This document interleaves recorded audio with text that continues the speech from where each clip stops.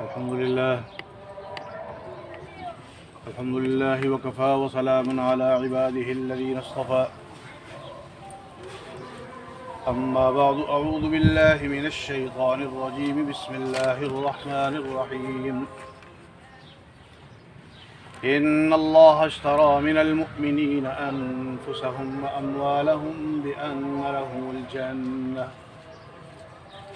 يقاتلون في سبيل الله فيقتلون ويقتلون وعدا عليه حقا في التوراة والإنجيل والقرآن ومن أوفى بعهده من الله فاستبشروا ببيعكم الذي بايعتم به وذلك هو الفوز العظيم صدق الله العظيم وصدق رسوله النبي الكريم ونحن على ذلك لمن الشاهدين والشاكرين والحمد لله رب العالمین۔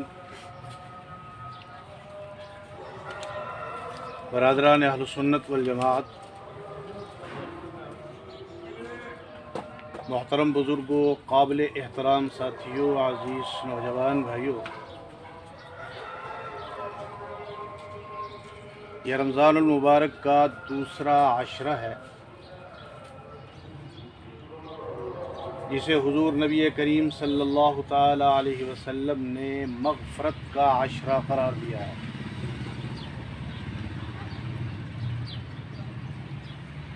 پہلا عشرہ جسے رحمت قرار دیا گیا ہے اور دوسرا عشرہ مغفرت، اور میں گزشتہ کسی بیان میں عرض کر چکا ہوں، رحمت کا مطلب یہ ہے کہ انسان اعمال صالحہ کے ذریعے اپنے اندر یہ صلاحیت پیدا کر لے کہ اللہ رب العزت کی طرف سے اسے مغفرت کا پروانہ مل جائے،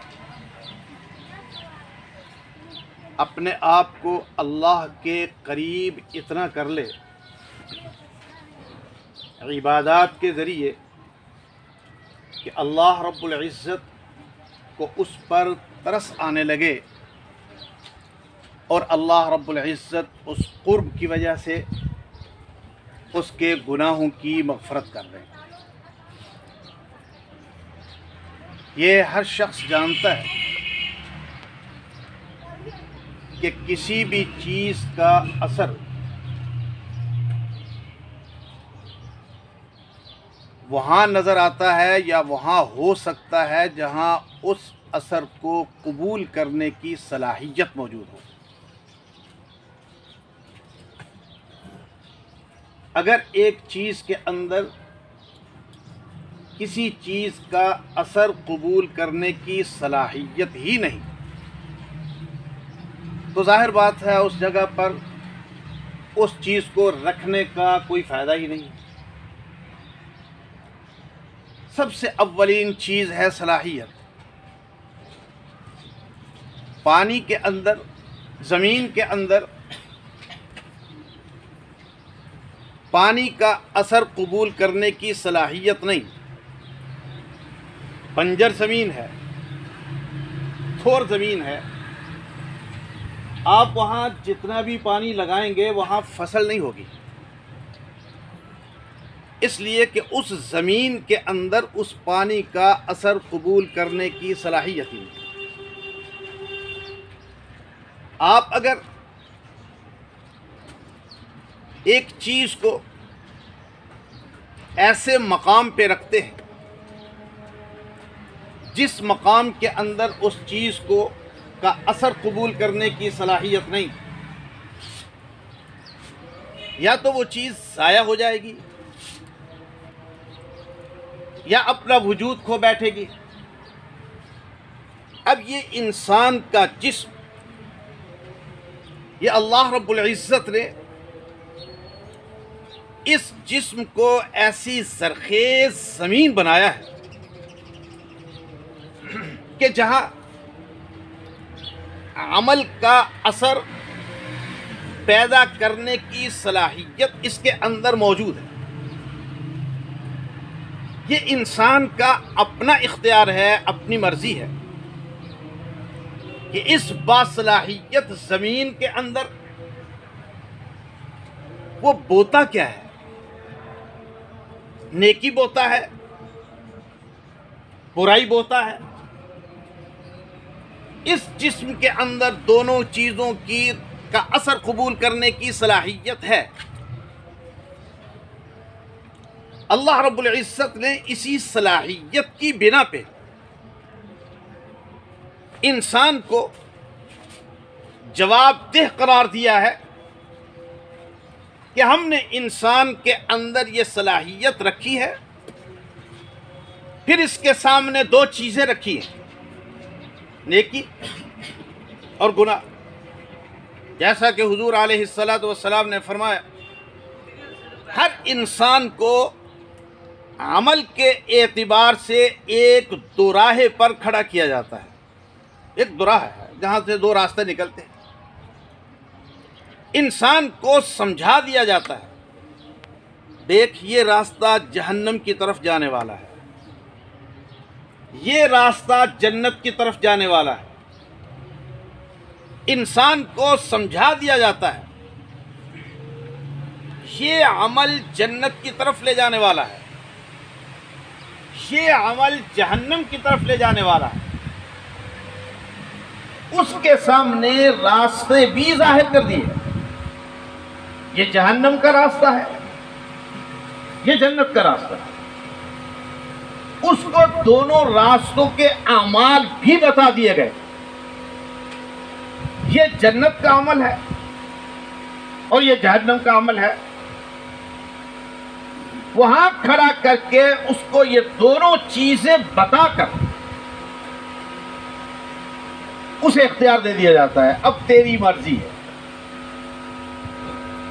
تو چاہے اپنے اختیار سے یہ راستہ اختیار کر لے، تو چاہے اپنے اختیار سے یہ راستہ اختیار کر لے۔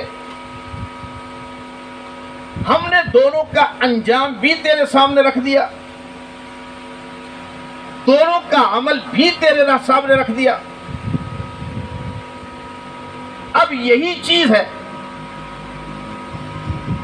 جس کی بنا پر انسان قیامت والے دن جواب دہ ہے، اور جس کے بارے میں اللہ رب العزت فرماتے ہیں ثم لتسألن یومئذ عن النعیم،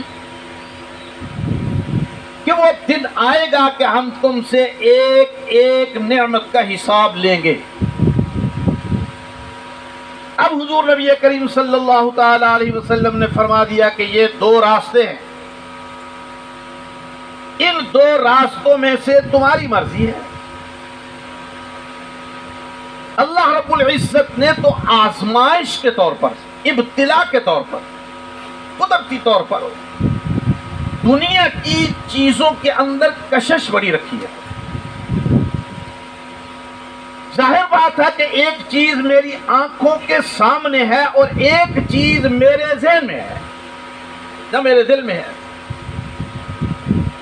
کشش تو میرے لیے اس چیز میں ہوگی جو چیز میری آنکھوں کے سامنے ہے۔ دنیا کا سونا میری آنکھوں کے سامنے ہے، جنت کے سونے کے محلات میرے دل یا میرے ذہن میں ہیں۔ ان کا تعلق میرے ایمان سے ہے، وہ بظاہر مجھے نظر نہیں آ رہے۔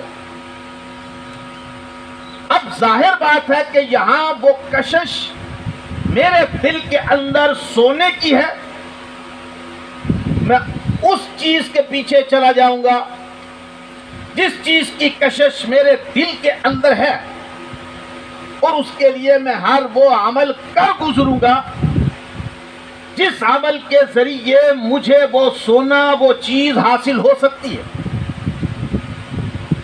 کیوں اللہ رب العزت نے فرمایا ہے زُيِّنَ لِلنَّاسِ حُبُّ الشَّهَوَاتِ مِنَ النِّسَاءِ وَالْبَنِينَ وَالْقَنَاطِيرِ الْمُقَنطَرَةِ مِنَ الذَّهَبِ وَالْفِضَّةِ وَالْخَيْلِ الْمُسَوَّمَةِ وَالْأَنْعَامِ وَالْحَرْثِ۔ اللہ رب العزت نے ان چیزوں کے اندر تمہارے لیے کشش رکھی ہے، ایک زینت رکھی ہے۔ سونے کے اندر، چاندی کے اندر، عورت کے اندر، اولاد کے اندر، جانوروں کے اندر، کھیتی باڑی کے اندر. اللہ فرماتے ہیں ہم نے ان تمام چیزوں کے اندر تمہارے لیے کشش رکھی ہے، لیکن ایک بات یاد رکھنا، متاع فی الدنیا قلیل، ان میں کشش جتنی بھی ہو ان سے فائدہ تم بہت تھوڑا عرصہ ہی حاصل کر سکتے ہو، ان سے فائدہ تمہارا دائمی نہیں ہے. اب ایک چیز میرے مشاہدے میں ہے اور ایک چیز کے ساتھ میرا ایمان بنایا جا رہا ہے.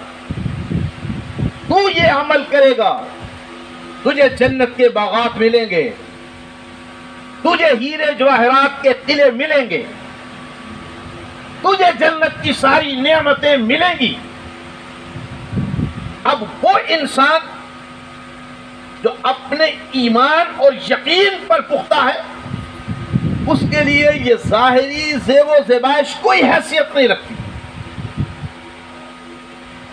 حضور علیہ السلام نماز عصر پڑھائی اور نماز کے فوراً بعد اس کے چلے گئے.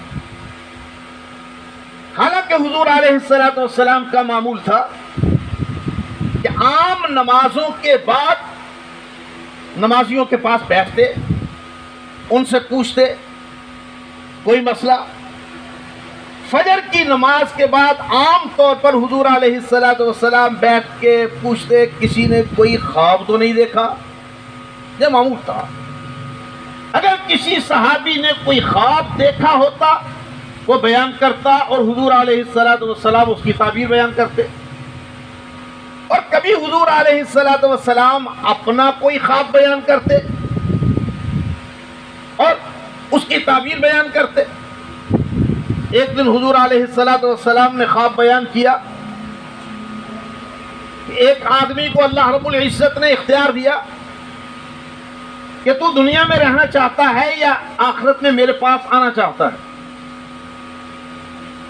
اس آدمی نے کہا یا اللہ میں تیرے پاس آنا چاہتا ہوں، دنیا میں نہیں رہنا چاہتا. حضرت ابوبکر صدیق رضی اللہ تعالی عنہ کی آنکھوں سے آنسو جاری ہو گئے.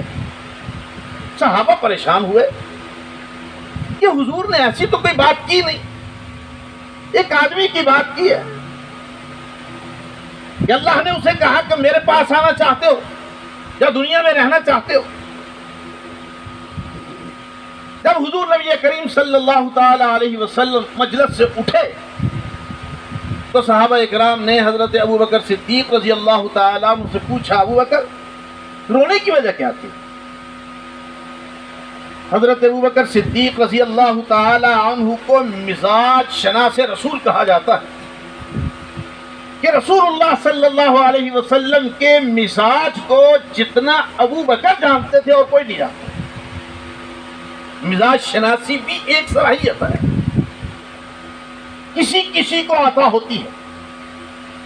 حضرت ابوبکر صدیق رضی اللہ تعالی عنہ نے فرمایا جب حضور نبی کریم صلی اللہ تعالی علیہ وسلم نے بیان فرمایا کہ ایک آدمی کو اللہ رب العزت نے اختیار دیا تو فوراً میرے دل میں آیا کہ یہ اختیار اللہ نبی کے سوا کسی کو نہیں دیتے. یہ اختیار اللہ نبی کے سوا اور کسی کو نہیں دیتے. اور نبی تو اب صرف حضور علیہ السلام ہے اور تو کوئی نبی ہے نہیں زمین پر. تو اس کا مطلب یہ ہے کہ حضور علیہ السلام اپنی بات کر رہے ہیں کہ مجھے اللہ رب العزت نے فرمایا کہ زمین پہ رہنا چاہتے ہو یا ہمارے پاس آنا چاہتے ہو. تو حضور علیہ السلام نے فرمایا میں نے اللہ کے پاس جانا پسند کیا. یہی وجہ ہے کہ ام المؤمنین سیدہ عائشہ صدیقہ رضی اللہ تعالی عنہا فرماتی ہیں کہ حضور علیہ السلام کے بیماری کے ایام میں بخار بڑا شدید تھا، نماز کے لیے نہیں جا سکتے تھے. حضرت ابوبکر صدیق رضی اللہ تعالی عنہ کو مقرر کیا ہوا تھا نماز کے لیے. غشی پہ غشی طاری ہوتی تھی. ہوش میں آتے فرماتے میں نے نماز پڑھ لی ہے. مائی صاحبہ فرماتی ہیں نہیں, جلدی سے وضو کراؤ, نماز پڑھو. اور حضور علیہ الصلوۃ والسلام ایک ہی جملہ فرماتے, اللہم بالرفیق الاعلی, اللہم بالرفیق الاعلی. یا اللہ مجھے اب تیری رفاقت چاہیے.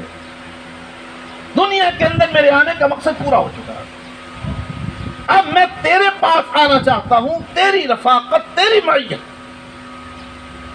تو حضور علیہ الصلوۃ والسلام کا معمول تھا نماز کے بعد نمازیوں سے پوچھتے مسائل, کسی نے کوئی مسئلہ پوچھنا ہو یا کسی کو کوئی مسئلہ پیش آیا ہو.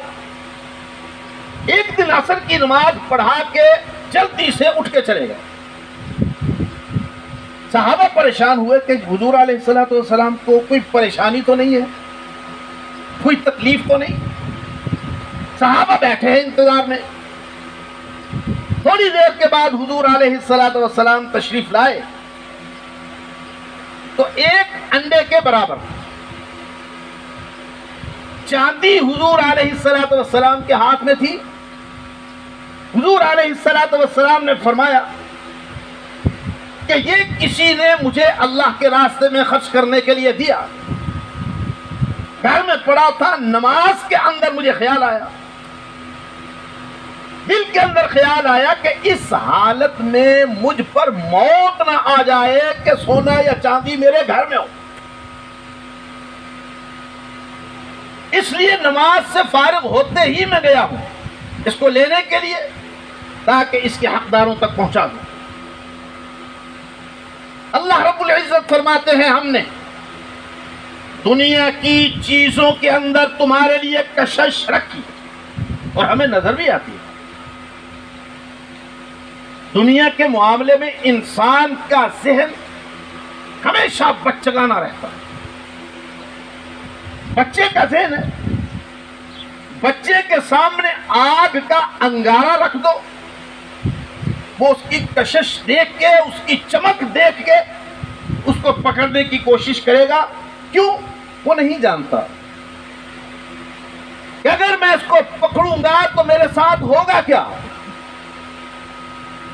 بچہ اس کے اندر جس چیز کے اندر کشش دیکھتا ہے, بلکہ اگر آپ بچے کے سامنے 5,000 کا نوٹ یا 5 روپے کا ٹھیپا اس کے سامنے رکھ دیں تو بچہ کس کو اٹھائے گا؟ بچہ ٹھیپے کو اٹھائے گا. 5,000 کے نوٹ کی اس کو ویلیو پتہ ہی نہیں, وہ سکے کی چمک دیکھ رہا ہے. وہ 5,000 کے نوٹ کو ہاتھ نہیں لگائے گا, وہ چمک والے سکے کو لے گا اور اسے پکڑ لے گا. اب یہی حالت ہے اس انسان کی جو دنیا کے معاملات میں ابھی تک بچگانہ ذہن اس کا ختم نہیں ہوا. تو 70 سال کا بھی ہو گیا ہے تو دنیا کے معاملے میں وہ بچہ ہی ہے. وہ دنیا کی کشش کو دیکھتا ہے. اس کے نزدیک آخرت کا انجام, آخرت کی نعمتیں اس کے ذہن میں آتی نہیں ہیں. اور پھر سب سے عجیب بات یہ ہوتی ہے, ایک شخص وہ ہے جو آخرت پہ ایمان ہی نہیں رکھتا. اگر اسے اپنے ایمان نہ ہونے کی بنا پہ آخرت کی نعمتوں کی فکر نہیں ہے تو بات سمجھ آتی ہے بھئی اس کا ایمان ہی نہیں. لیکن ایک شخص ایمان بھی رکھتا ہے, میرے رب کا یہ وعدہ ہے یہ چیزیں مجھے ملیں گی, مجھے جنت کے اندر اللہ رب العزت یہ بے شمار نعمتیں دیں گے, لیکن اس کے باوجود بھی غفلت کا عالم ہے کہ وہ دنیا کی کشش کے پیچھے بھاگ رہا ہے. وہ اللہ کو وقت دینے کے لیے تیار نہیں, وہ دنیا کی کشش کے پیچھے بھاگ رہا ہے, دنیا حاصل کرنے کی فکر میں ہے. اللہ رب العزت نے رمضان کے پہلے عشرے کو رحمت بنایا کہ اے انسان اس عشرے کے اندر اپنے اندر صلاحیت پیدا کر. جیسے انسان نماز کے لیے نماز سے پہلے اپنے اندر صلاحیت پیدا کرتا ہے، وہ اپنے بدن کو پاک کرتا ہے، وہ اپنے کپڑوں کو پاک کرتا ہے، وہ پاک جگہ تلاش کرتا ہے، وہ نماز میں ادا کی جانے والی تسبیحات یاد کرتا ہے. یہ صلاحیت ہے. اب جب یہ صلاحیت اس نے حاصل کر لی، اب وہ نماز پڑھے گا تو اس کی نماز کے اندر یقین اور اعتماد کی کیفیت ہی کچھ اور ہوگی. حضور علیہ السلام کے سامنے ایک شخص آیا، اس نے نماز پڑھی، نماز پڑھ کے آ کے سلام کیا، السلام علیکم یا رسول اللہ. فرمایا وعلیکم السلام. جا کے پھر وضو کر نماز پڑھ. وہ پھر گیا، وضو کیا، نماز پڑھی، پھر آیا حضور علیہ السلام کے پاس، السلام علیکم یا رسول اللہ. وعلیکم السلام. جا کے پھر وضو کر نماز پڑھ.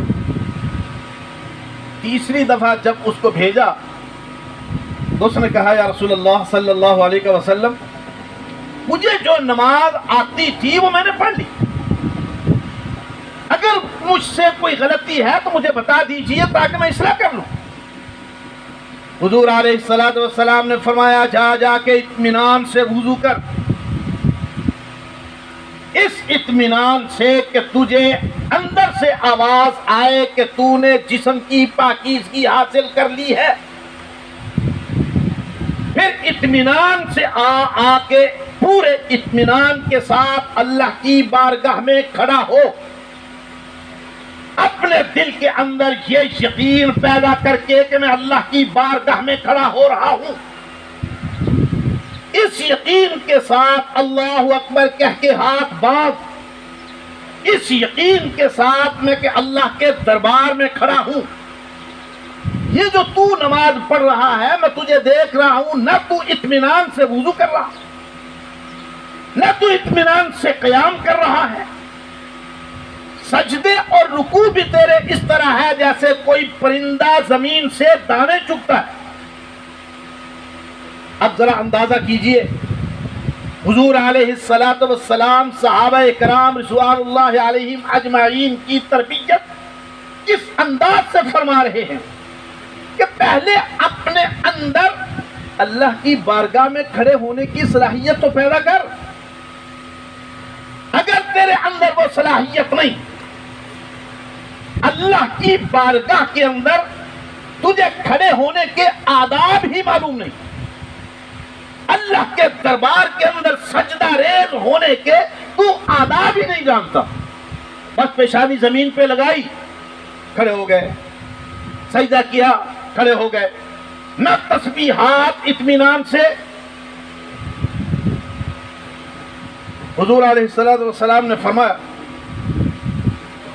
کہ قیامت والے دن حافظ قرآن کو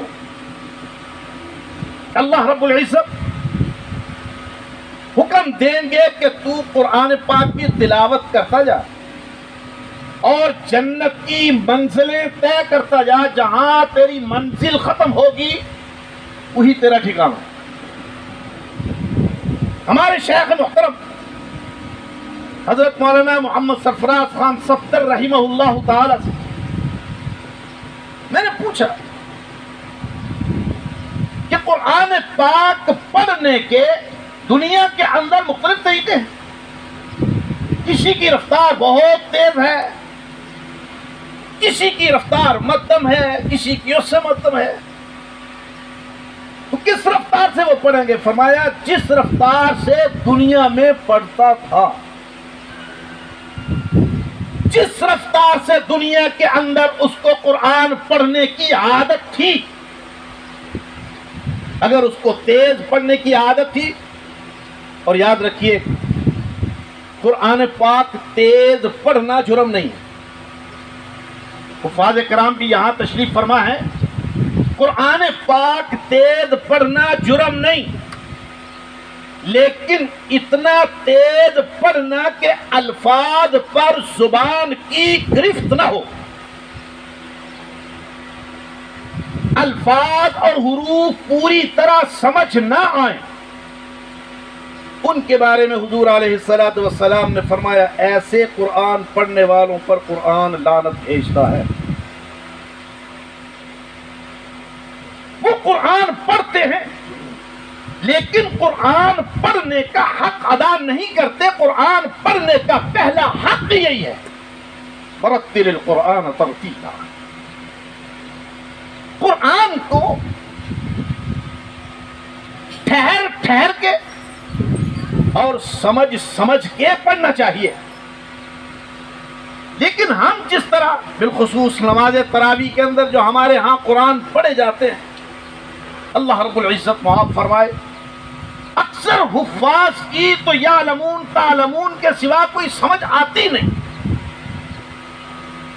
تو اللہ رب العزت فرماتے ہیں رمضان کا پہلا عشرہ تمہارے لیے رحمت ہے۔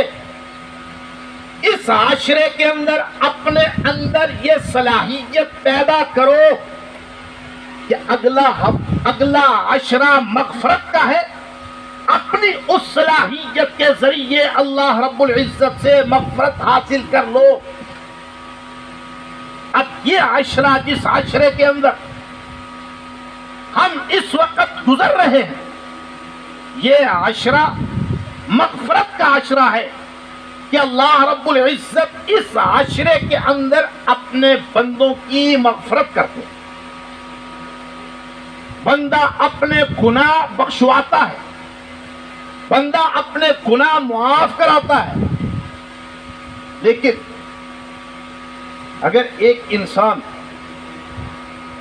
رمضان کے مہینے میں بھی،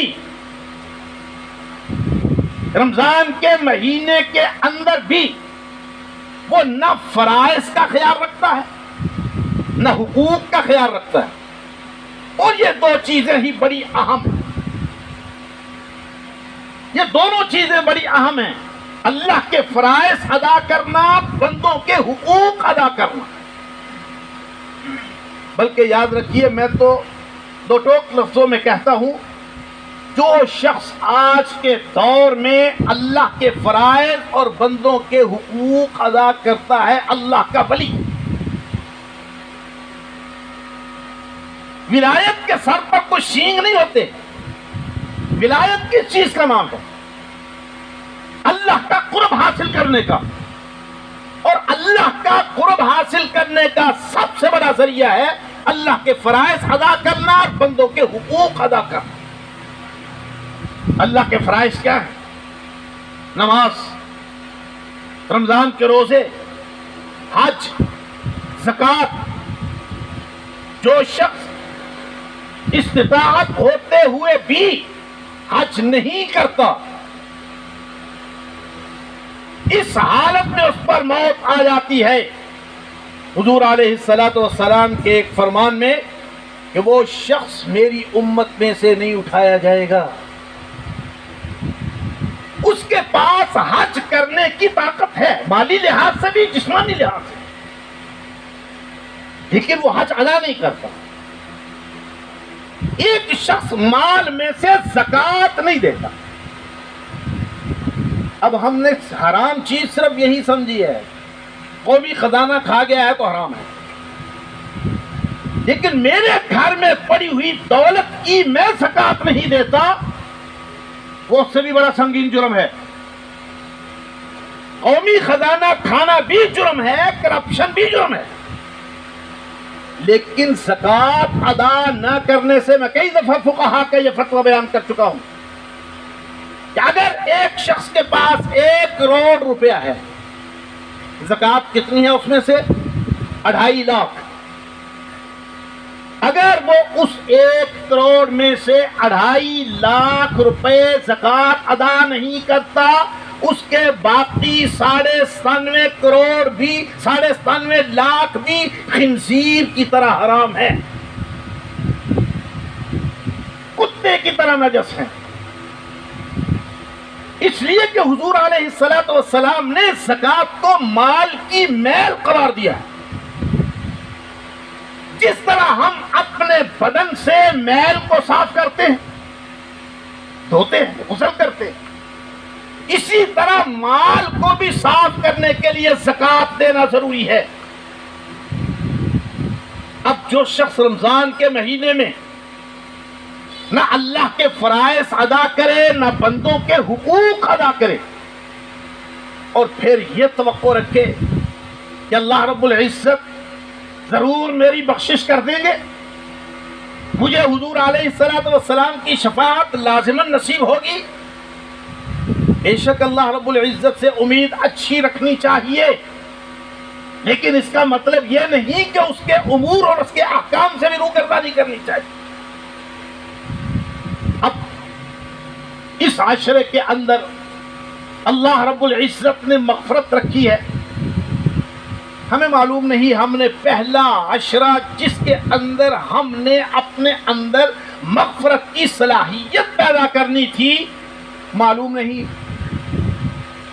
ہم وہ صلاحیت پیدا کر سکے یا نہیں، لیکن اگر نہیں کر سکے کوتاہیوں اور غفلتوں کی بنا پر، تو ہمیں اس مہینے میں دوہرا کام کرنا ہے، ہمیں اپنے اندر مغفرت کی صلاحیت بھی پیدا کرنی ہے اور اپنے آپ کو مغفرت کے قابل بھی بنانا ہے۔ اللہ رب العزت کے سامنے رونا ہے، گڑگڑانا ہے، اپنے گناہوں کی معافی مانگنی ہے، اپنے گناہوں کی بخشش مانگنی ہے، اور یہی رمضان کا سب سے بڑا تحفہ ہے۔ حضور علیہ السلام نے اس شخص پر ہلاکت کا فیصلہ دیا کہ جو رمضان کے مہینے میں اپنے گناہوں کی بخشش نہ کرا سکے۔ یہ رمضان المبارک کا مہینہ ہر اعتبار سے رحمت و مغفرت کا مہینہ ہے۔ اس مہینے کے اندر ایک ایک نیکی کا کم از کم صلہ 700 ہے، لیکن یہ بات یاد رکھیے تمام فقہاء اس بات پر متفق ہیں، اگر ایک نیکی کا صلہ 700 گنا ہے تو ایک گناہ کا بدلہ بھی 700 گنا ہے۔ ایک گناہ کا بدلہ بھی 700 گنا ہے، باقی مہینوں میں نہیں۔ باقی مہینوں میں اگر ایک نیکی کرو 70 گنا ثواب ملے گا، گناہ ایک کرو گے ایک ہی گناہ۔ لیکن رمضان کے مہینے میں اگر کوئی شخص نیکی کرتا ہے تو اجر بھی 700 گنا، اور برائی کرتا ہے تو صلہ اور بدلہ بھی 700 گنا۔ اب یہ فیصلہ ہم نے کرنا ہے، اس مہینے کے اندر ہم نیکیاں زیادہ کماتے ہیں یا گناہ زیادہ کماتے ہیں۔ اللہ رب العزت اس مہینے کے اندر ہمیں ہر قسم کی عبادت کرنے کی توفیق عطا فرمائے، اور جو عبادتیں ہماری گزر چکی اللہ رب العزت ان کو اپنی بارگاہ کے اندر قبول و منظور فرمائے۔ وآخر دعوانا الحمدللہ۔